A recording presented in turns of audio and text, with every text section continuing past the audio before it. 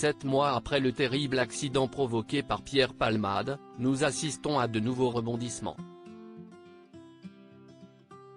Les résultats de 2 expertises menées afin de déterminer les circonstances du drame pourraient bouleverser l'affaire. Nos confrères du Parisien ont en effet pu consulter les rapports remis à la juge d'instruction. La première conclusion donne les détails sur les circonstances du décès du bébé de la passagère accidentée. Le deuxième rapport, qui fait également partie du dossier d'instruction, met en lumière l'origine de l'accident.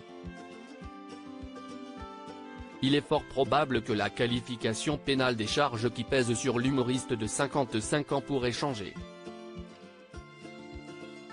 Pierre Palmade @dr Une faute de conduite. Alors que Pierre Palmade était sous l'emprise de la drogue, il avait pris le volant le 10 février dernier.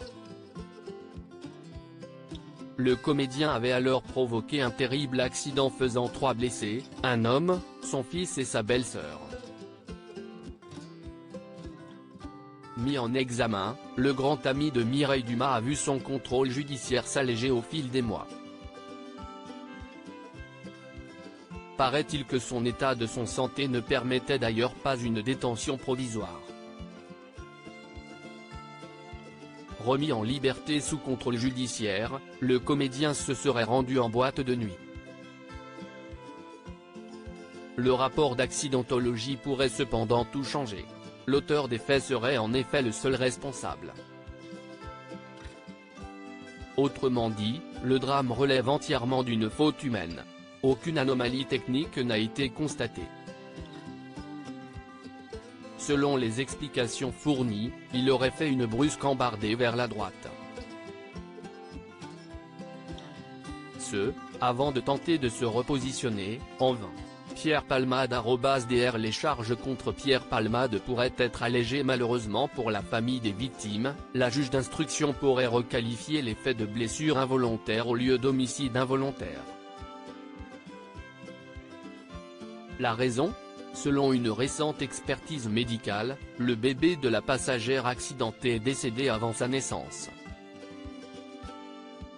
Si les experts affirment que le bébé était viable à la naissance, ils ont également déclaré que son état de mort constituait ce fait dans les dernières minutes de grossesse. L'état clinique observé chez l'enfant immédiatement après son extraction du corps utérin maternel est clairement et indiscutablement celui d'un état de mort constitué, pas de réactivité motrice, pas de mouvement spontané réflexe de respiration.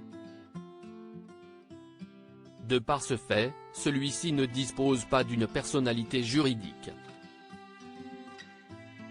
De ce fait, l'ancienne acolyte de Muriel Robin encourt une peine de prison entre 5 à 7 ans. Initialement, il risquait de passer plus de 10 ans derrière les barreaux.